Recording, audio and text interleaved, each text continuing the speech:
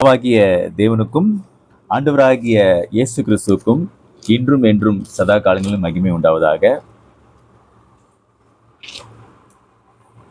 ஈரோடு கிறிஸ்துவின் சபையில் இருக்கின்ற சகோதரர்கள் சகோதரிகள் உங்கள் யாவரையும் ஆண்டவராகிய இயேசு கிறிஸ்து நாமத்தினாலே நான் வாழ்த்தி வரவேற்கிறேன். மிகவும் ஒரு மகிழ்ச்சியான நாள்.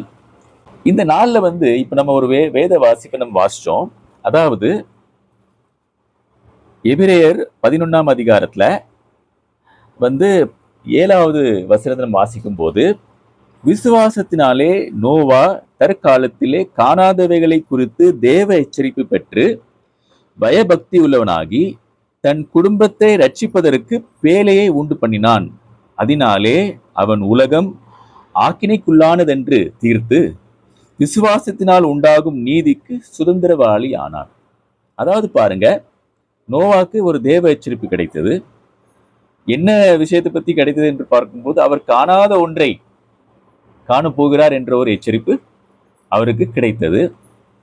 அப்போ உடனே அவர் செய்தது என்று பார்க்கும்போது, அவன் பயபக்தி உள்ளவனாகி தன் குடும்பத்தை ரட்சிப்பதற்கு பேழையை உண்டு பண்ணான். அதாவது பாருங்க, பயபக்தி உள்ளவனாகி செகண்ட் காரியம் என்னது என்று பார்க்கும்போது, தன்னுடைய குடும்பத்தை ரட்சிப்பதற்கு. இது ரொம்ப முக்கியம். ஓகே, அதாவது பாருங்க, குடும்பத்தை ரட்சிப்பதற்கு ஒருத்தர் பயபக்தி உள்ளவனாக மாற வேண்டும் என்பது நம்ம இந்த ஒரு வசனத்தின் மூலமாக நம்ம கற்றுக்கொள்ளலாம். புரியுதா உங்களுக்கு? அதாவது என்னுடைய குடும்பம், நான் நேசிக்கிற என்னுடைய குடும்பத்தினர், அவர்கள் காப்பாற்றப்பட வேண்டும் என்றால், அவர்கள் ஆக்கினைக்குள்ளாக தீர்க்கப்படாமல் அவர்கள் ரட்சிப்பு பெற வேண்டும் என்றால், அவர்கள் உன்னத வாழ்க்கையை பெற்றுக்கொள்ள வேண்டும் என்றால், நான் பயபக்தி உள்ளவனாக மாற வேண்டும் என்பது இந்த காரியத்தின் மூலமாக எனக்கு தெரிகிறது. உங்களுக்கும் தெரியும் என்று நான் நம்புகிறேன். ஓகே, பாருங்க, இந்த விஷயத்தை, அதாவது குடும்பம், அதாவது நோவா அந்த எச்சரிப்பை, தேவ எச்சரிப்பை பெற்ற பின்பு அவர் ட்ரை பண்ணாரு. அதாவது அங்க இருக்கிற எல்லாருக்குமே எச்சரிப்பை பாஸ் பண்றாரு. அதை மக்களால் ஏற்றுக்கொள்ள முடியவில்லை. ஆனால் என்ன செய்யறாரு? தன்னுடைய குடும்பத்தையாவது அவர் என்ன செய்யறாரு? காப்பாற்றினார் என்று நம்ம பார்க்கிறோம் பழைய ஏற்பாட்டில் நம்ம பார்க்கும்போது. ஓகே, அதாவது அதை மனிதர்கள் அதை ஏற்றுக்கொள்ள முடியவில்லை. நோவா, அதாவது தேவன் மூலமாக பெற்ற எச்சரிப்பை நோவா போய் மக்களிடத்தில் சொல்லும் போது மக்கள் அதை ஏற்றுக்கொள்ளவில்லை. ஏனென்று பார்க்கும்போது, மனிதர்கள் எதை செல்வமாக, சொத்தாக பார்க்கிறார்கள் என்று பார்க்கும்போது நம்ம பார்க்கலாம். இந்த விஷயத்தை நம்ம எது மனுஷர்களை இந்த வசனத்துக்கு கீழ்ப்படியாதபடி செய்கிறது என்று நம்ம இந்த நாள்ல நம்ம பார்க்கலாம். ஓகே, அதாவது மனிதர்கள் பொதுவாக உலகத்துல செல்வம் என்ற ஒரு விஷயத்துல ரொம்ப கண்ணும் கருத்துமா இருக்கிறாங்க. செல்வம் சேகரிக்கிற விஷயத்திலே கண்ணும் கருத்துமாக இருக்கிறார்கள். ஓகே, ஆனால் அவர்கள் சேகரிக்கிற அந்த செல்வம் மெய்யாகவே அதுதான் செல்வமா இல்லையா என்பதை நம்ம இந்த நாள்ல ஆராய்ந்து நம்ம பார்க்கலாம். அதாவது மனிதர்கள், செல்வம் என்றால் என்ன, மனிதர்களின் படி செல்வம் என்றால் என்ன என்ற ஒரு கேள்வி நம்ம மனசுல கேட்கலாம். ஒரு மனிதன் சம்பாதித்து கொண்ட, இது ஒரு சாதாரண மனுஷன், கிறிஸ்துவுக்கு இல்லாத ஒரு மனுஷன் சொல்லக்கூடிய, கருதக்கூடிய ஒரு டெஃபினிஷன். ஓகே, ஒரு மனிதன் சம்பாதித்து கொண்ட, சேகரித்து கொண்ட பணம், பொருட்கள், முதலீடு, நகை பொருட்கள் அப்படின்ட்டு சொல்லிட்டே போகலாம். அதாவது செல்வம் என்றால் என்ன? ஒரு மனிதன் சம்பாதித்து கொண்ட, சேகரித்து கொண்ட, இல்ல சிலருக்கு செல்வம் அப்படியே கிடைச்சிரும். அவங்க பேரண்ட்ஸோடைய செல்வம் அப்படியே கிடைச்சிரும் இல்லையா? பொருட்கள், முதலீடு, நகை பொருட்கள் என்று நம்ம சொல்லிட்டே போகலாம். இந்த செல்வத்தை சேகரிக்கின்ற விஷயத்தில உலக மக்கள்கள் மிகவும் கவனம் உள்ளவர்களாக இருக்கிறார்கள்.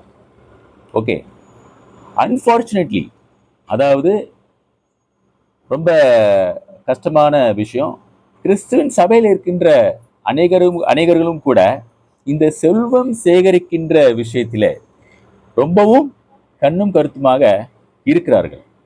அங்கே இல்லாம இங்கே இல்லாம அப்படிப்பட்ட ஒரு சூழ்நிலைக்குள்ளாக தள்ளப்பட்டிருக்கிறார்கள். ஸோ இந்த செல்வம் என்றால் என்ன? அதாவது நோவாவுக்கு செல்வமாக தோன்றினது அவருடைய குடும்பம். இந்த உலகத்துக்கு செல்வமாக தோன்றுகின்ற விஷயம் வேற அநேக காரியங்கள் இருக்கு. ஆனால் அந்த நோவாவுக்கு அந்த ஏற்பட்ட அந்த அக்கறை, குடும்பத்தின் மேல் ஏற்பட்ட அந்த அக்கறை நமக்குள்ளாக கூட ஏற்பட வேண்டும். அது எப்படின்னு நம்ம பார்க்கலாம். ஓகே, பாருங்க, ஒரு கிறிஸ்தவன் கருதக்கூடிய சொத்து செல்வம் என்ன என்று நம்ம பார்க்கலாம்.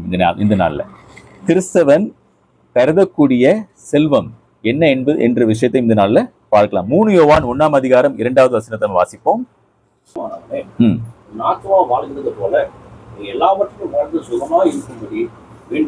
ஓகே, அதாவது பாருங்க, பிரியமானவனே, உன் ஆத்மா வாழ்கிறது போல. ஆத்மா வாழக்கூடிய ஒன்று. நாம் என்றால் என்ன? ஆத்மா. நாம் வாழக்கூடிய ஒருவர். அது எப்படி வாழ போகிறதோ அதே போல நீ எல்லாவற்றிலும் வாழ்ந்து சுகமா இருக்கும் போது, அதாவது இந்த விஷயத்துல நம்ம ஒரு விஷயத்தை நம்ம கற்றுக்கொள்கிறோம், சரீர சுகம். அதாவது இந்த உலகத்துல ஒரு செல்வம், அதாவது முதலாவது கருதக்கூடிய செல்வம் என்னென்று பார்க்கும்போது ஒரு சரீர சுகம்.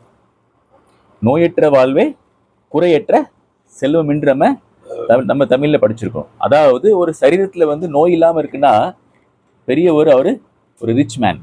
யாரு? அவர் பெரிய ஒரு ஐஸ்வர்யவான் என்று நம்ம சொல்லலாம். புரியுதா உங்களுக்கு?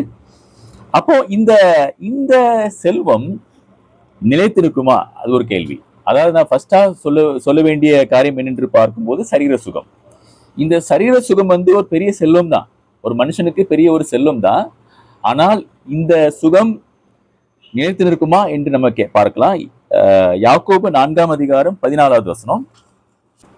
நாளைக்கு நடப்பது உங்களுக்கு தெரியாது, உங்கள் ஜீவன் எப்படிப்பட்டது, கொஞ்ச காலம் தோன்றி பின்பு தோன்றாமல் போகிற புகை போல் இருக்கிறது. ஓகே, அதாவது பாருங்க, இந்த சரீர சுகம் எவ்வளவு நாள் இருக்கும் நம்ம உலகத்துல?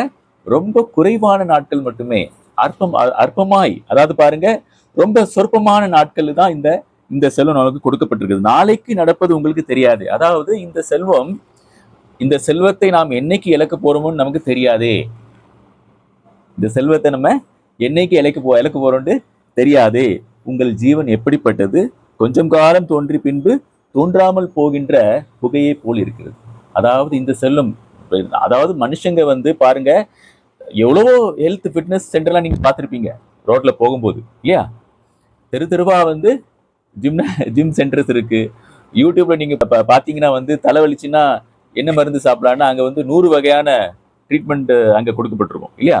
அதாவது இந்த சரீர சுகத்தை சார்ந்த அநேக அட்வைஸ், அநேக சென்டர்ஸ், புரியுதா உங்களுக்கு?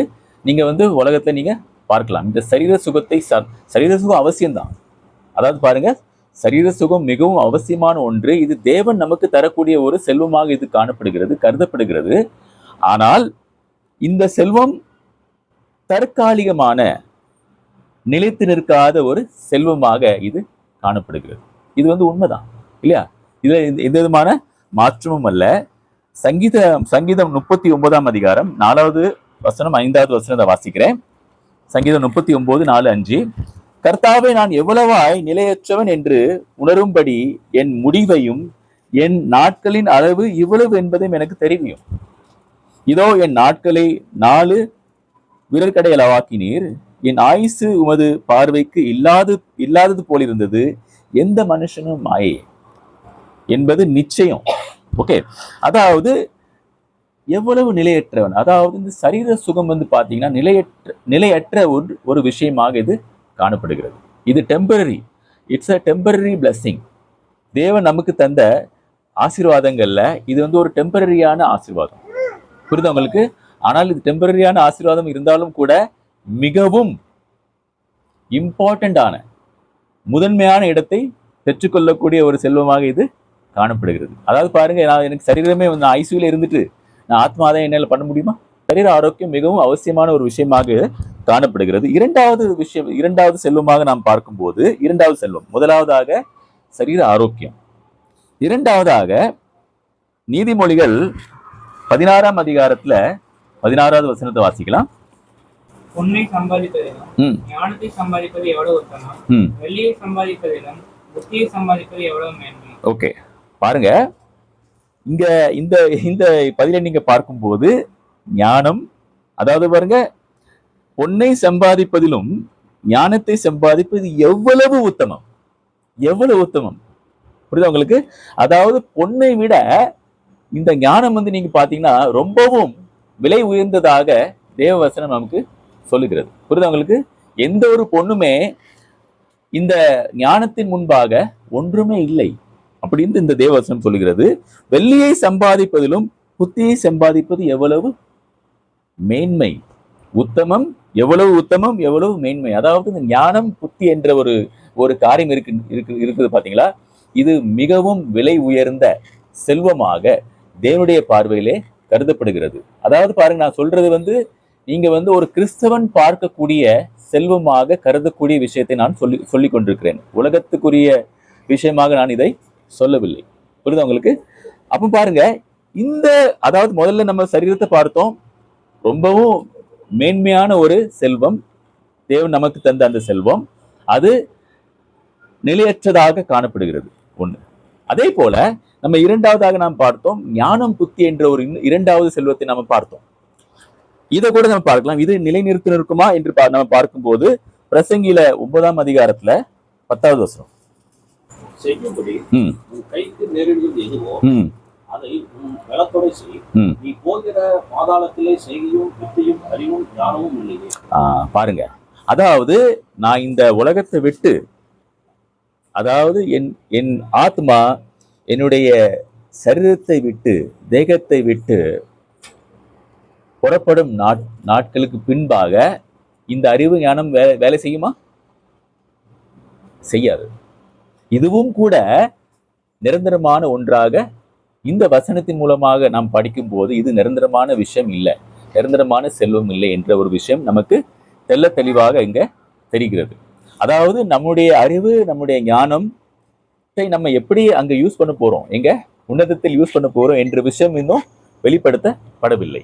அதனால அதை பத்தி நான் சொல்லல. ஆனால் இந்த வசனத்தின் மூலமாக நாம் பார்க்கும்போது நீ போகிற பாதாளத்திலே செய்கையும் வித்தையும் அறிவும் ஞானமும் இல்லையே. புரிஞ்சு போச்சு. ஸோ அப்படின்னா இதனுடைய வேலிடிட்டி, எக்ஸ்பைரி டேட் எப்போ? நாம் இந்த உலகத்திலே பெற்றுக்கொண்ட ஞானம், அறிவு, அதோட எக்ஸ்பைரி டேட்டு இல்லையா என்ன என்று பார்க்கும்போது நம்முடைய ஆத்மா நம்முடைய தேகத்தை விட்டு புறப்படும் நாள்ல இது முடிஞ்சு இந்த வசனத்தின் மூலமாக. ஓகே, முதலாவதாக சரீர ஆரோக்கியம், இரண்டாவதாக நான் பெற்றுக்கொண்ட ஞானம், அறிவு, மூன்றாவதாக நம்ம பார்ப்போம். மூன்றாவது விஷயமாக நம்ம பார்க்கிறோம். அதாவது நோவா வந்து தன்னுடைய குடும்பத்தை ஏன் ஒரு செல்வமாக அதை பார்த்தார் என்று கருதக்கூடிய விஷயத்தை நம்ம இப்போ இந்த நேரத்தில் நம்ம பார்க்க போறோம். ஓகே, மூன்றாவது விஷயமாக என்னுடைய மாபெரும் செல்வமாக காணப்படும் விஷயம் என்னென்று பார்க்கும்போது நம்மை நேசிக்கிற நபர்கள், என்னை நேசிக்கிற நபர்கள் எனக்கு ஒரு பெரிய ஒரு செல்வமாக இருக்கிறார்கள். நான் நேசிக்கிற நபர்கள் எனக்கு ஒரு பெரிய ஒரு செல்வமாக இருக்கிறார்கள். ஓகே, இந்த விஷயத்தை நம்ம பார்ப்போம். நீதிமொழிகள்ல 18ஆம் அதிகாரம் வசனம் 22, மனைவியை கண்டடைகிறவன் நன்மையானதை கண்டடைகிறான், கர்த்தரால் தயவும் பெற்றுக்கொள்கிறான். அதாவது பாருங்க, மனைவியை கண்டடைகிறவன் நன்மையானதை கண்டடைகிறான். இது தேவனுடைய பார்வையில ஒரு பெரிய ஒரு விலை மதிக்க முடியாத ஒரு செல்வமாக தேவன் பார்க்கிறார். அதாவது ஒரு பொதுவான சகோதரர்கிட்ட நான் வந்து ரியலைஸ் பண்ண சொல்றேன், இந்த மனைவிகளை வந்து நம்ம அன்பு காண்பிக்கிற விஷயத்துல, அதாவது தேவன் பார்க்கின்ற ஒரு மாபெரும் செல்வமாக இது காணப்படுகிறது. ஆனால் இந்த மனைவிகளை நம்ம எப்படி நடத்துறோம் என்ற விஷயத்தை நம்ம யோசித்து பார்க்க வேண்டும். புரியுதா உங்களுக்கு? அவர்கள் மேல நம்ம எப்படி அன்பை நாம் செலுத்துகிறோம் என்பதை நாம் பார்க்கிறோம்.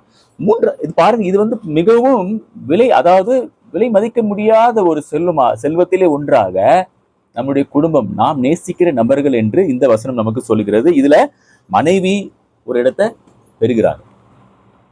புரியுதா உங்களுக்கு? நாம் கட்டின மனைவி வந்து அந்த இடத்தை, அந்த ஸ்தானத்தை வந்து பெறுகிறாள். இரண்டாவதாக சங்கீதம் 127ஆம் அதிகாரத்துல 3வது வசனம். பிள்ளைகள் கர்த்தரால் வரும் சுதந்திரம், கர்ப்பத்தின் கனி அவரால் கிடைக்கும் போல. ஓகே, அதாவது பாருங்க, பிள்ளைகள் கர்த்தரால் வரும் சுதந்திரம். சுதந்திரம் சுதந்திரம் என்றால் என்ன? சுதந்திரம் என்றால் சொத்து. புரியுதா உங்களுக்கு? அதாவது இதோ பிள்ளைகள் கர்த்தரால் வரும் சுதந்திரம், கற்பத்தின் கனி அவரால் கிடைக்கும் பலன். அதாவது பாருங்க, இந்த இடத்துல வந்து டவுட்டே இல்லாம, அதாவது மனைவி ஒரு இடத்த ஸ்தானத்தை பிடிச்சிட்டாங்க, இரண்டாவது இடத்துல பிள்ளைகள் வந்து இரண்டாவது ஸ்தானத்தை பிடிச்சிட்டாங்க. தேவன் எனக்கு விலை மதிக்க முடியாத செல்வத்தை தந்திருக்கிறாரு, மனைவி மூலமாக, இரண்டாவதாக குழந்தைகள் மூலமாக.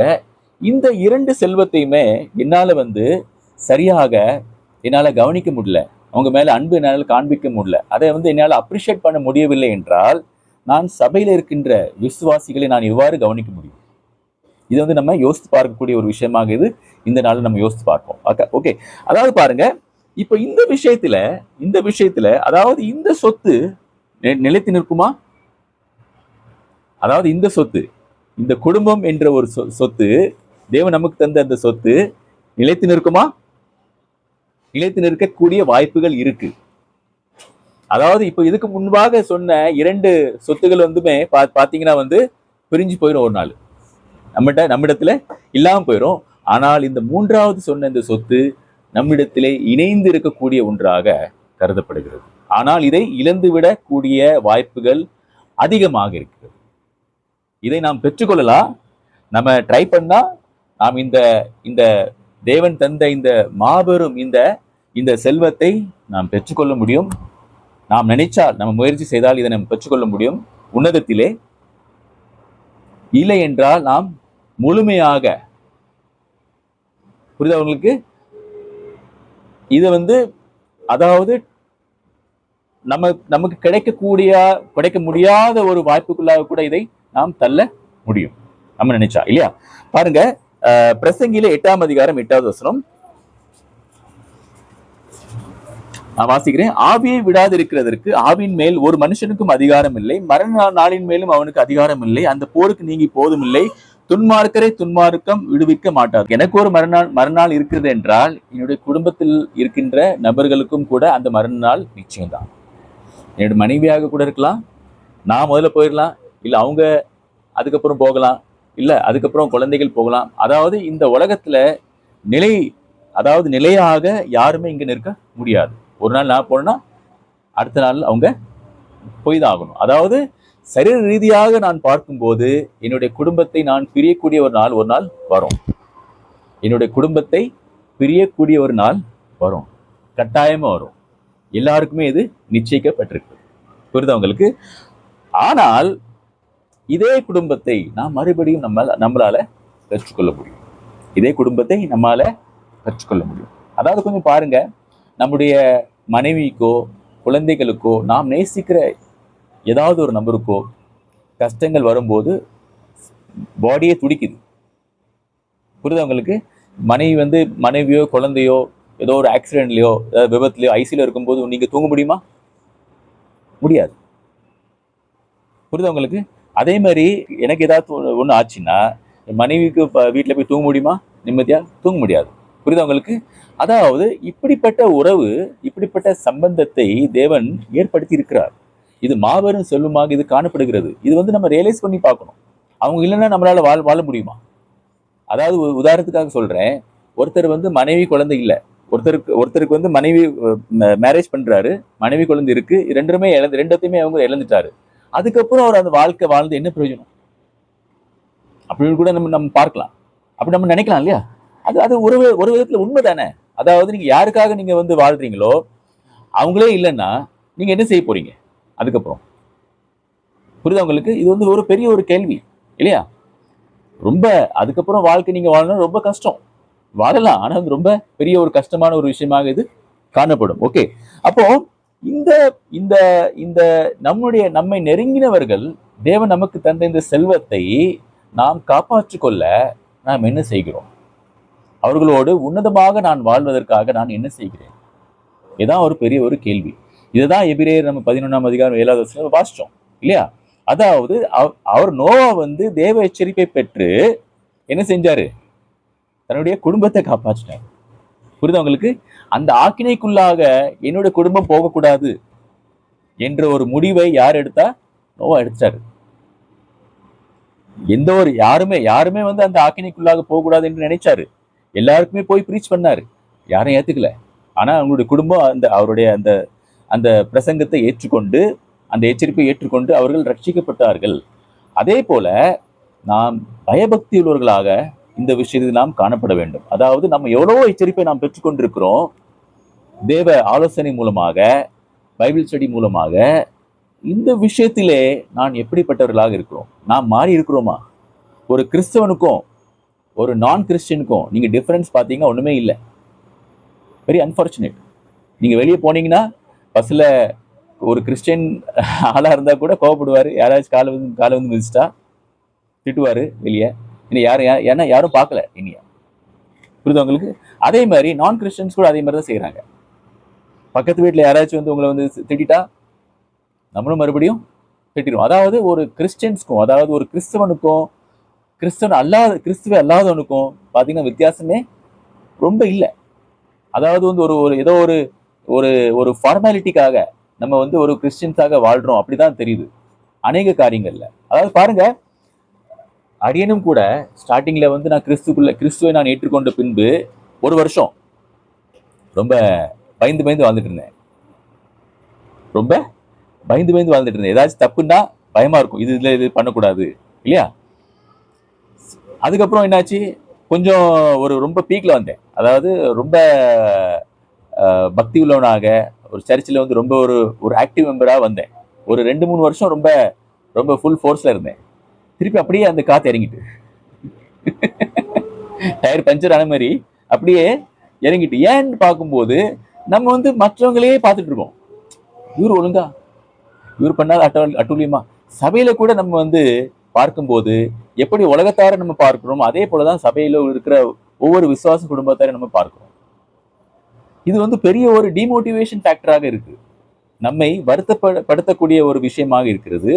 நாம் முன்னேற கூடாதபடிக்கு நம்ம இப்படிப்பட்ட சிந்தனைகள் என்ன செய்கிறது, நம்மை வழிநடத்தி கொண்டிருக்கிறது. புரியுது உங்களுக்கு? இதை நாம் சிந்தித்து பார்ப்போம். அதாவது பாருங்க, இந்த குடும்பத்தை நான் பரலோகத்திலே நான் பெற்றுக்கொள்ள முடியும். இந்த விலை மதிக்க முடியாத இந்த செல்வத்தை, குடும்பத்தை என்னால பெற்றுக்கொள்ள முடியும். இப்படிப்பட்ட ஒரு ஸ்லாக்கியத்தை பெற்ற பின்பும் கூட அக்கறை இல்லாதவனாக நான் வாழ்றேன் என்றால் என்னை கிறிஸ்தவன் என்று நான் எப்படி சொல்ல முடியும்? நான் கிறிஸ்துவை தரித்து கிறிஸ்துவை கேவலப்படுத்துறேன்னு தான் அர்த்தம். புரியுதா உங்களுக்கு? அப்படிப்பட்ட ஒரு வாழ்க்கை வாழ்ந்து என்ன நான் சாதிக்க போறேன்? அதுக்கு நான் கிறிஸ்துவை ஏற்றுக்கொள்ளாமலேயே உலகத்தாரையே வாழ்ந்துருக்கலாம். புரியுதா உங்களுக்கு? இவ்வளவு பிரசங்கத்தை கேட்டு, இவ்வளவு பிரசங்கம் பண்ணி, கடைசியில ஆக்கினைக்குள்ளாக என்னை வந்து நான் நின்று இருக்கேன்னா என்னை பார்த்து எல்லாரும் என்ன சொல்லுவாங்க அந்த நேரத்துல? ஜட்மெண்ட் டேல we have to think about it. என்னுடைய குடும்பம் வந்து ஆக்கினைக்குள்ளாக தீர்க்கப்படும் அந்த நாள்ல என்னால் ஒண்ணுமே செய்ய முடியலன்னா நான் ஒரு கிறிஸ்தவனாக வாழ்ந்து என்ன பிரயோஜனம்? புரியுதா உங்களுக்கு? அதை நாம் சிந்தித்து நம்ம பார்க்க வேண்டும். ஓகே, அதாவது பாருங்க, வெளிப்படுத்தின விசேஷத்துல 14ஆம் அதிகாரத்துல 13வது வசனத்தை வாசிப்போம். பின்பு பரலோகத்திலிருந்து ஒரு சத்தம் உண்டாக கேட்டது. அது கர்த்தருக்குள் மரிக்கிறவர்கள் இருங்கள் பாக்கியவான்கள் என்று இருந்து அவர்கள் தங்கள் பிரயாசங்களை விட்டு இளைப்பாறுவார்கள். அவருடைய கிரியைகள் அவர்களோடு கூட போகும். ஆவியானவரும் ஆம் என்று திருவள்ளுவர் பற்றுகிறார் என்று சொல்லி. ஓகே, பாருங்க, பின்பு பரலோகத்திலிருந்து ஒரு சத்தம் உண்டாக கேட்டேன், அது கர்த்தருக்குள் மரிக்கிறவர்கள் இது முதல் பாக்கியவான்கள் என்று எழுது. அவர்கள் தங்கள் பிரயாசங்களை விட்டொழிந்து இளைப்பாறுவார்கள். அதாவது என்னுடைய குடும்பம், நான் நேசிக்கும் சபை மக்கள் என்னுடைய குடும்பம் தான். புரியுதா உங்களுக்கு? அவர்கள் கிறிஸ்துக்குள்ளாக கர்த்தருக்குள் மரிக்கிறவர்களாக இந்த உலகத்திலே காணப்பட வேண்டும். புரியுதா உங்களுக்கு? மரிக்கிறவர்கள் ரெண்டு மீனிங் இருக்கு. ஒண்ணு, ஞானஸ்தானம் வரும்போது நாம் உலகத்துக்குரிய ஒரு டெத் நம்ம ஃபேஸ் பண்றோம். ஆனால் என்னுடைய சரீர ரீதியாக நான் அந்த டெத்தை நான் பெறும்போது, அந்த மரணத்தை நான் பெறும்போது, நான் கிறிஸ்துக்குள்ளாக நான் இருக்கிறேனா? என்னுடைய மனைவி கிறிஸ்துக்குள்ளாக இருக்கிறாளா? என்னுடைய மகன் கிறிஸ்துக்குள்ளாக இருக்கிறாளா? என்னுடைய மகள் கிறிஸ்துக்குள்ளாக இருக்கிறாளா? என்னுடைய குடும்பத்தார் other than my wife and children அவங்க கிறிஸ்துக்குள்ளாக இருக்கிறாங்களா? என்னுடைய சபையில இருக்கின்ற என்னுடைய சகோதரர்கள் சகோதரிகள், என்னை வாழ்த்துகிறவர்கள், என்னை நேசிக்கிற சகோதரர்கள் சகோதரிகள் கிறிஸ்துக்குள்ளாக அவர்கள் மரிக்கிறார்களா என்பதை நாம் சிந்தித்து நம்ம பார்க்க வேண்டும். புரியுது அவங்களுக்கு? அவங்க வந்து அங்க போய் ஆக்கினை தீர்ப்புல வந்து கஷ்டப்படும் போது உங்களால பார்க்க முடியுமா? யார் கூட? சபையில இருக்கின்ற ஒரு சகோதரா இருக்கலாம், இல்ல சகோதரி இருக்கலாம், இல்லையா? அவங்க ஆக்கினைக்குள்ளாக தீர்க்கப்படும் போது உங்களுக்கு ரொம்ப மதிப்பா இருக்குமா? நான் பிழைச்சிட்டேன், ரொம்பவும் கேவலப்படக்கூடிய ஒரு விஷயமாக இது காணப்படும். நான் இருந்து கூட அவங்களை காப்பாற்ற முடியலையே, இல்லையா? நான் வந்து எஸ்கேப் ஆகி வந்துட்டேன் ஹெவனுக்கு, ஆனா அவங்களை என்னால காப்பாற்ற முடியல. இது வந்து மதிக்கக்கூடிய ஒரு விஷயமா? அப்படி நம்மளுக்கு வாய்ப்பு கிடைக்குமா? அவங்கள வந்து ஆக்கினைக்குள்ளாக அனுப்பி நான் வந்து எஸ்கேப் ஆகி ஹெவன் போக முடியுமா? அது வந்து சாத்தியம் அல்ல. அதாவது என்னுடைய சகோதரன் வந்து ஆக்கினைக்குள்ளாக போகிற ஒரு சூழ்நிலையில காணப்படும் போதும் கூட நான் அவரை தடுத்து நிறுத்தாமல் நான் என்னுடைய வாழ்க்கையை மட்டுமே வாழ்ந்துட்டு இருக்கேன்னா நான் எப்படி ஹெவன்ல போக முடியும்? எப்படி நான் பரலோகத்தை நான் சேர முடியும் என்பதை நாம் சிந்தித்து நம்ம பார்க்க வேண்டும். புரியுதா உங்களுக்கு? ஸோ இந்த விஷயத்துல நம்ம பார்க்கும்போது நோவா வந்து ரொம்ப கேர்ஃபுல்லா தன்னுடைய குடும்பத்தை ஆக்கினையிலிருந்து காப்பாற்றி, புரியுதா உங்களுக்கு, அவரை காப்பாற்றினார், குடும்பத்தை காப்பாற்றினார் என்ற விஷயத்திலே மிகவும் ஒரு கவனமுள்ள ஒரு மனுஷனாக அவர் கவனமுள்ள ஒரு மனுஷனாக அவர் காணப்பட்டார். அதே போல நம்மளும் கூட இந்த விஷயத்தை நாம காணப்பட வேண்டும். ஆனால் நமக்கு இருக்கின்ற ஒரு வாழ்க்கையிலே நாம் இந்த வாழ்க்கையிலே நமக்கும் அநேக பிரச்சனைகள் உண்டு, தேவன் அறிவார். ஓகே, ஆனால் அதற்கு எல்லாத்துக்குமே ஒரு தீர்வு தேவன் வச்சிருக்கிறார், சொல்யூஷன் வச்சிருக்கிறார். அந்த சொல்யூஷனை வந்து நம்ம கேட்டாதான் அவர் தருவார். எனக்கு சொல்யூஷனே வேண்டாம் போங்கன்னா என்ன பண்ண முடியும்? புரியுதா உங்களுக்கு? அதாவது பாருங்க, என்ன தப்பு பண்ணாலும் சாத்தான் என்னை தூண்டிவிட்டான்னு சொல்றோம், ஓகே. ஆனால் சாத்தான் வந்து இல்லப்பா வேண்டாம், நான் உன்னை ஏற்கனவே ரொம்ப பாடுபடுத்திட்டேன், நீ கொஞ்சம் பிரேக் எடுத்துக்கோன்னு சொன்னா கூட இல்ல நான் அவங்க கூட வாரேன்னு சொன்னா நம்ம வந்து அவன் சாத்தான் கையை பிடிச்சிட்டு நீ என்னையும் கொண்டு போ அப்படின்னு சொல்ற மாதிரி தான் இருக்கு. சாத்தான் வேண்டான்னு சொன்னா நான் வேணும்னு சொல்றேன். அப்படிப்பட்ட ஒரு வாழ்க்கை நம்ம வாழக்கூடியவர்களாக காணப்பட்டால் நம்மை யாரால காப்பாற்ற முடியும்? தேவனால கூட நம்மை காப்பாற்ற முடியாது. நமக்கே ரட்சிக்கப்பட வேண்டும் என்ற விருப்பம் இல்லை என்றால் தேவன் என்ன செய்வார்? எனக்கே ரட்சிப்புக்கும் எனக்கும் சம்பந்தமே இல்லைன்னு நான் சொன்னா தேவன் என்ன செய்வார் அதுக்கு? புரியுது உங்களுக்கு? இதை நாம் சிந்தித்து நம்ம பார்க்க வேண்டும். அதாவது பாருங்க, இந்த நாம் நெருங்கினவர்களை, அதாவது நமக்கு நெருங்கினவர்கள் நமக்கு இருக்கிறார்கள் என்று நமக்கு தெரியும். ஆனால் என்ன நெருங்கினவர்களை நான் நேசிக்கிறேனா? ஃபர்ஸ்ட் கேள்வி, to I really love my people? அதாவது என்ன நெருங்கினவர்களை நான் மெய்யாகவே நான் நேசிக்கிறேன்? கொஞ்சம் யோசிச்சு பாருங்க. அதாவது நான் சொல்றேன், எனக்கு தலைவலிச்சா வந்து என் மனைவிட்ட சொல்லுவேன், எனக்கு ரொம்ப தலைவலிக்கு மருந்து தான்னு சொல்லுவேன். ஆனா அவளுக்கு தலைவலிச்சா அவர்கிட்ட நான் கேட்கறதே கிடையாது. அவள் தலைவலிக்குன்னு சொன்னா கூட நான் கேட்கறதே கிடையாது. இப்படி பொறுப்பில்லாதவனாக நானே இருந்தா, புரியுதா அவங்களுக்கு, எப்படி அவங்கள வந்து கிறிஸ்துக்குள்ளாக நான் வழி நடத்த முடியும்? புரியுதா உங்களுக்கு? அதாவது அவங்களுக்கு தலைவலிச்சா வந்து எனக்கு ஒண்ணுமே தெரியல, ஆனா எனக்கு தலைவலிச்சா அவங்க வந்து என்ன செய்யணும்? எனக்கு வந்து சர்வீஸ் கொடுக்கணும். என்ன சர்வீஸ்? மருந்து கொடுக்கணும், தண்ணி கொடுக்கணும், டைம் டு டைம் எனக்கு காஃபி கொடுக்கணும், இல்லையா? டைம் டு டைம் வந்து கேட்கணும், அரை மணி நேரத்துல வந்து கேட்கணும் மண்டவலி போச்சா இல்லையான்ட்டு. அந்த எதிர்பார்ப்பு நமக்கு இருக்கு. ஆனால் இதே அன்பை மறுபடியும் நம்ம கொடுக்கக்கூடிய விஷயத்தில் நம்ம ரொம்பவும் மீறுகிறவர்களாக நம்ம காணப்படுகிறோம். ஓகே, அதாவது இதுக்கு என்ன என்று பார்க்கும்போது இது வந்து ஒரு ஜெனரல் ஃபெனமெனன் தான். இது ஆக்சுவலி இட்ஸ் அ ப்ராப்ளம். அதாவது நம்முடைய வாழ்க்கையில இது சில பிரச்சனைகள் இருக்கு, நம்மளே அழுத்தி கொண்டே இருக்கிறது, அதுல இருந்து நம்மளால வெளியே வர முடியல. ஸோ அதை என்ன செய்யறோம்? நம்ம வந்து இதை வந்து நம்முடைய குடும்பத்தை நடத்தக்கூடிய விஷயமாக இருக்கலாம், சபை நடத்தக்கூடிய விஷயமாக இருக்கலாம், இதுல கான்சென்ட்ரேட் பண்ண முடியாமல் நம்மளை வந்து அழுத்தி கொண்டே இருக்கிறது. அதாவது பாருங்க, யோபு 14ஆம் அதிகாரம் 1வது வசனத்தை வாசிப்போம்.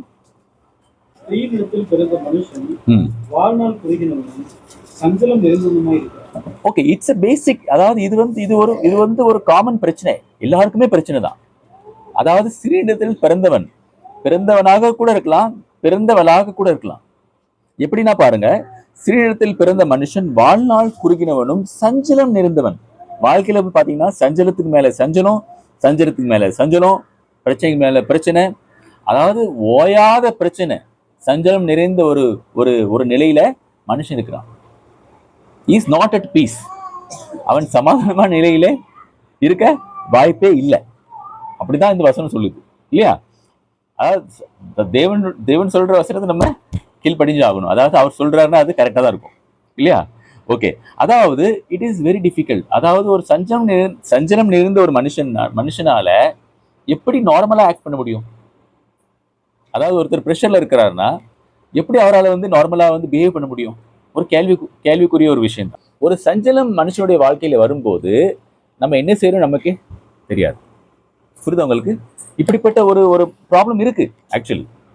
அதாவது பாருங்க, அதனாலதான் வந்து நம்ம அதாவது தேவனுடைய விஷயத்திலே, வேத காரியங்களிலே, பைபிள் ஸ்டடியில வந்து எதுக்கு வந்து நம்ம அதிகமாக கவனம் செலுத்த வேண்டும் என்றால், நாம் ஏன் எதற்காக நாம் வேதத்தை தியானிக்க வேண்டும் என்றால், இப்படிப்பட்ட விஷயத்திலே நாம் மிகவும் எச்சரிக்கை பெறுகிறோம், பயிற்சி பெறுகிறோம். இது இப்படிப்பட்ட சம்பவங்கள் நம்முடைய வாழ்க்கையில் வரும்போது நம்ம எப்படி நடந்து கொள்ள வேண்டும் என்று. How to balance your self.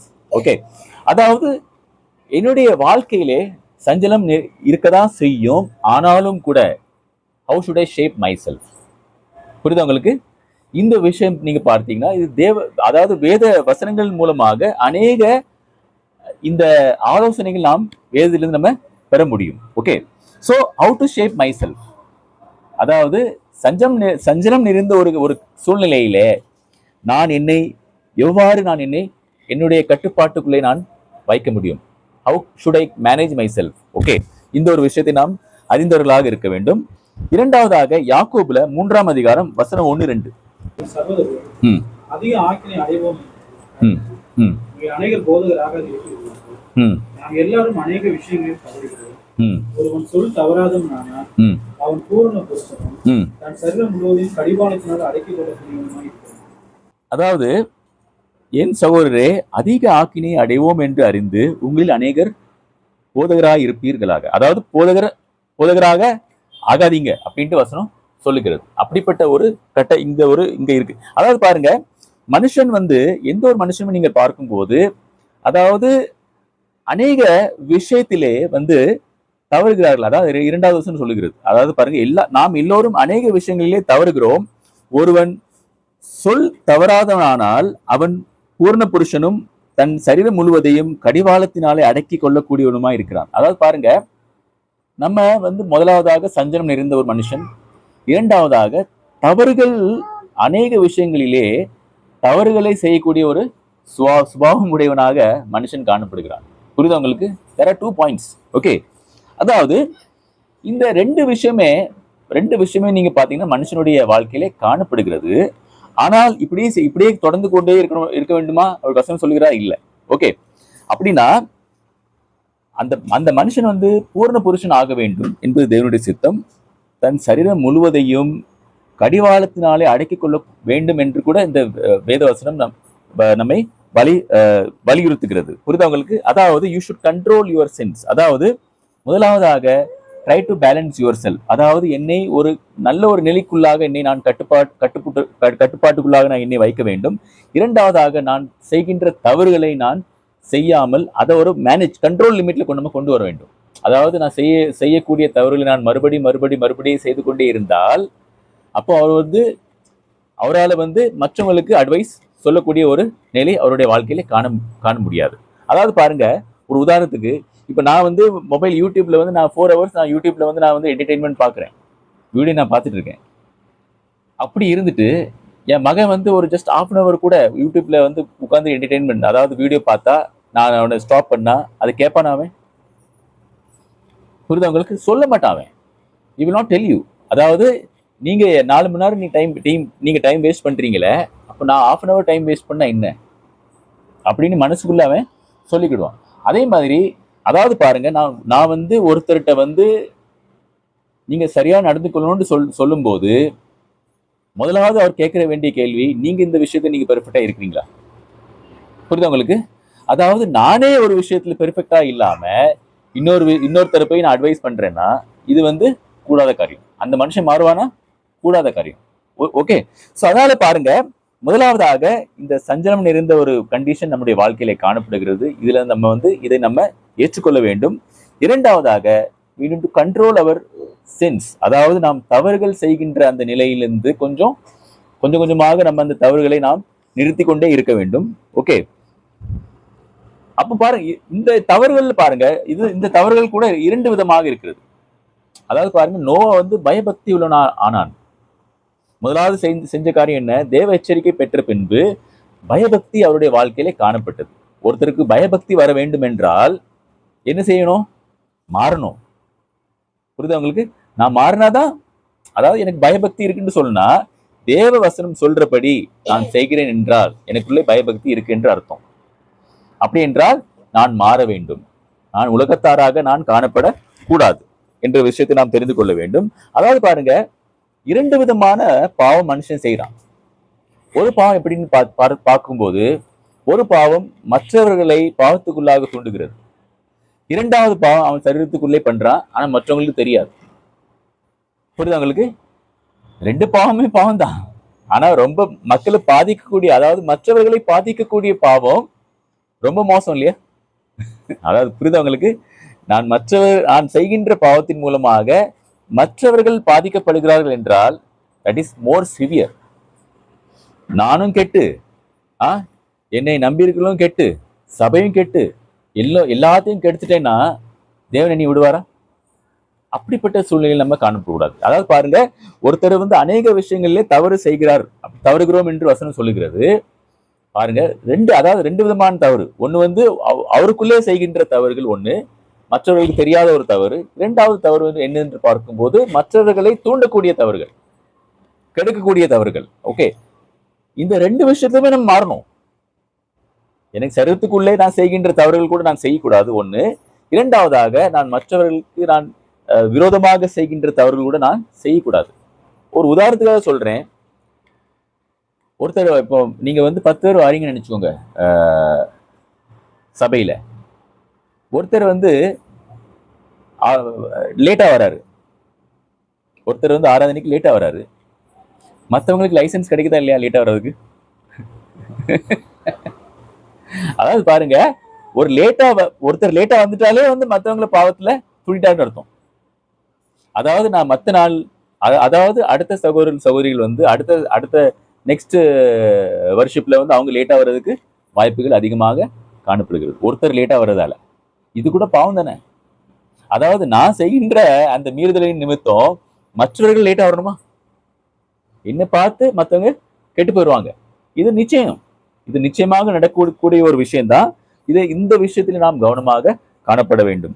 Romans 14ஆம் அதிகாரம் 14-13 வசனம் 13. இப்படி இருக்க நான் இனிமேல் ஒருவரை ஒருவர் குற்றவாளிகள் தீர்த்தால் விசாரிக்கிறேன். ஒருவன் தன் சகோதரன் முன்பாக தடுக்கலையும் தீர்மானித்துக் கொள்ளுங்கள். பாருங்க, அதாவது பாருங்க, இப்படி இருக்க நாம் இனிமேல் ஒருவரை ஒருவர் குற்றவாளிகள் என்று தீர்க்காதிருப்போமாக. அதாவது இந்த விஷயத்துல அவுட் ஆஃப் கண்ட்ரோல். அநேக நபர்களை நாம் பார்க்கும்போது, நான் வந்து பெரும்பாலாக நாம் பார்த்த சபைகளை நான் பார்த்து சொல்றேன். அதாவது ஒரு ஜென்ரலாவே வந்து நான் வந்து பார்த்த ஒரு விஷயம். இது எந்த ஒரு சபையை நான் வந்து குறித்து நான் சொல்லவில்லை. ஆனால் மற்றவர்களை குற்றப்படுத்தக்கூடிய விஷயத்திலே கொஞ்சம் கூட தயக்கம் இல்லாமல், நோ கண்ட்ரோல், கிறிஸ்டியன் சபையில் இருக்கு. ரொம்ப வெரி அன்பார்ச்சுனேட். புரியுது உங்களுக்கு? அதாவது அவங்களுக்கு பின்பாக, முன்னாடி இல்லை, பின்னாடி இருந்து மற்றவர்களை குற்றப்படுத்தக்கூடிய விஷயத்திலே கொஞ்சம் கூட தயக்கம் இல்லாமல், கொஞ்சம் கூட பயம் இல்லாமல் பேசக்கூடியவர்கள் நம்முடைய சபையிலே காணப்படுகிறார்கள். எனக்கு தெரியாது, ஈரோடு சபை பற்றி தெரியாதுங்க. But I am generally saying, நான் பார்த்த காரியங்களை பற்றி நான் இங்க சொல்றேன். இங்க கூட இருக்கலாம், இல்லாமல் கூட இருக்கலாம். இல்லாமல் இருந்தால் ரொம்ப சந்தோஷம், தேவனுக்கு நன்றி. ஆனால் இப்படிப்பட்ட விஷயங்கள் சபையிலே காணப்படுகிறது. புரியுதவங்களுக்கு? ஒன்று மட்டும் நம்ம ஞாபகம் வச்சுக்கணும். we should remember one thing. அதாவது பாருங்க, சபை, அதாவது சர்ச் ஆஃப் கிரைஸ்ட், தேவனுடைய இயேசு கிறிஸ்துவுடைய சரீரமாகிய இந்த சபை, இட் இஸ் லைக் ஜஸ்ட் ஒரு அசம்ஷனுக்காக சொல்றேன், ஒரு ஹாஸ்பிட்டல்னு நினைச்சுக்கோங்க. இந்த ஹாஸ்பிட்டல்ல வெவ்வேறு வியாதி உடைய பேஷண்ட்ஸ் வராங்க குணமடைவதற்காக. புரியுதா உங்களுக்கு? அதே மாதிரி ஒரு சபையில ஆத்மா ரீதியிலே வியாதிப்பட்டவர்கள் அநேகமாக வருகிறார்கள் குணமடைவதற்காக. கரெக்ட் தானே? சபையில நம்ம வந்து என்ன பண்றோம்? ஆத்மாவை நாம் குணப்படுத்துகிறோம். கரெக்ட் தானே? So it is like a hospital. இது வந்து ஒரு ஹாஸ்பிட்டலாக காணப்படுகிறது. ஆத்மாக்களுக்காக இது ஒரு ஹாஸ்பிட்டலாக காணப்படுகிறது. அப்போ ஒருத்தரை பத்தி ஒருத்தருடைய வீக்னஸை பார்த்து ஒருத்தர் வந்து இகழலாமா? அவரை கேவலமா பேசலாமா? இல்ல. நானும் ஒரு நோயாளி தானே. அதாவது தேவனுடைய பார்வையிலே நானும் கூட ஒரு நோயாளி தான். நானும் கூட குணமாக தான் வந்திருக்கிறேன். அப்படி என்றால் மற்றவர்களும் அதாவது நோயாளிகள் தான் இல்லையா? அவர்களும் குணமாக தான் வந்திருக்கிறார்கள். அவங்கள பார்த்து நான் ஏன் நிகழ வேண்டும்? அவர்களை பார்த்து நான் ஏன் கேவலமாக பேச வேண்டும்? ஏன் அவர்களை நான் குற்றவாளியாக தீர்க்க வேண்டும் என்பதை நாம் சிந்தித்து நம்ம பார்க்க வேண்டும். ஓகே, புரியுதா உங்களுக்கு? ஸோ எல்லாருமே இங்க குணமடைவதற்காக தான் வந்திருக்கிறோம். எல்லாருமே பேஷண்ட் தான். இதுல சிலர் வந்து ரொம்ப அதிகமாக குணமடைந்திருப்பார்கள், சிலர் வந்து குறைவாக குணமடைந்திருப்பார்கள். ஆனால் எல்லாருமே இங்க ட்ரீட்மெண்ட் பெறதான் வந்திருக்கிறோம் என்ற ஒரு விஷயத்தை நாம் மறந்து விடவே கூடாது. யாருமே இங்க பெர்ஃபெக்ட் இல்லை. புரியுதா உங்களுக்கு? we are all focusing going towards perfectness. இயேசு கிறிஸ்துவுடைய அந்த சிந்தையை நாம் பெற்றுக்கொண்டு அவரை போலேயே அவருடைய அடிச்சூடுகளை நாம் பின்பற்ற இங்கே வந்திருக்கிறோம். நாம் ட்ரை பண்றோம். சில நேரம் விழுந்துரும், சில நேரம் கரெக்டாக நம்ம வாக் பண்றோம், சில நேரம் நம்ம விழுந்துரும். நம்முடைய பலவீனங்களை நாம் சிந்தித்து யோசித்து நான் மற்றவர்களை பற்றி இதுல சொல்றது நியாயமா என்ற விஷயத்தை நம்ம சோதித்து நம்ம பார்க்க வேண்டும். இரண்டாவதாக கடைசியாக மத்தேயு எழுதின சுவிசேஷத்துல 18ஆம் அதிகாரத்துல 6வது வசனம். என்னிடத்தில் விசுவாசமா இருக்கிற இந்த சிறியர்கள் ஒருவனுக்கு இடர்கள் உண்டாக்குகிறவன் எவனோ அவனுடைய கழுத்தில் எந்திர கல்லை கட்டி சமுத்திரத்தின் ஆழத்திலே அவனை அமர்த்துகிற அவனுக்கு நலமா. அதாவது பாருங்க, இந்த விஷயத்தை நம்ம பார்க்கும்போது புதுசா வந்து ஒருத்தர் பேப்டிசம் ஆகி வராங்க. அவங்க முன்னாடி ரெண்டு சகோதரிகள் சண்டை போடுறது. அதாவது புதுசா வந்து ஒரு ஆத்மா பைபிள் ஸ்டடி ஆகி 3 மாசம் 5 மாசம் பைபிள் ஸ்டடி ஆகி அவங்க கிறிஸ்துக்குள்ளாக கீழ்ப்படிஞ்சு வராங்க. அவங்க முன்னாடி இவங்க சண்டை போடுறது, அவங்க முன்னால குறை சொல்றது மற்றவங்களை பத்தி. ஓகே, இதெல்லாம் இப்படிதான். இதான் பத்தி சொல்றது. என்னிடத்தில் விசுவாசமா இருக்கின்ற இந்த சிறியரில் என்றால் நம்ம வந்து இயேசு கிறிஸ்து வந்து பேசும்போது வந்து கிறிஸ்தவம் ஸ்டார்ட் ஆகல, அதுக்கு முன்னாடியே சொல்லியிருக்காரு. இது நமக்கு முழுமையாக இது பொருந்தாது. ஆனாலும் கூட இதை வந்து நம்ம இதை கனெக்ட் பண்ணிக்கலாம். இதுல இந்த சிறியரில் ஒருவனுக்கு இடரல் உண்டாக்குகிறவன், அதாவது ஞானஸ்நானம் பெற்று வந்த ஒரு சிறு குழந்தைகள்.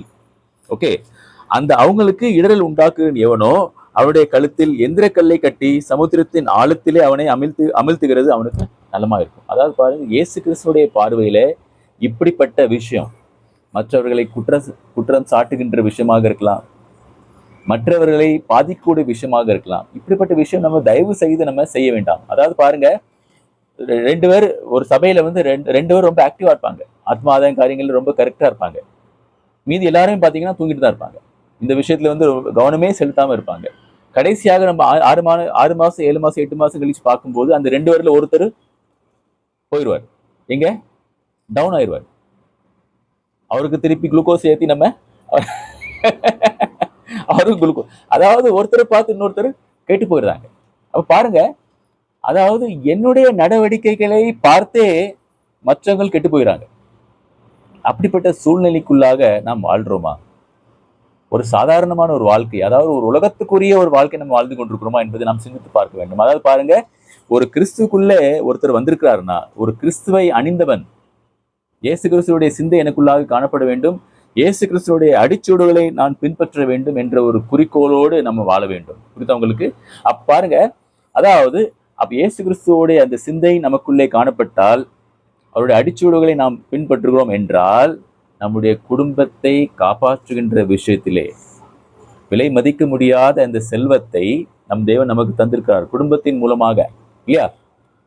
குடும்பம் என்ற சாயலிலே தேவன் விலை மதிக்க முடியாத ஒரு செல்வத்தை நமக்கு தந்திருக்கிறாரு. இந்த செல்வத்தை நாம் உன்னதத்திலே பெற்றுக்கொள்ளலாம், உன்னதத்திலே இழந்து விடலாம். ரெண்டுமே வாய்ப்பு இருக்கு. புரியுதவங்களுக்கு?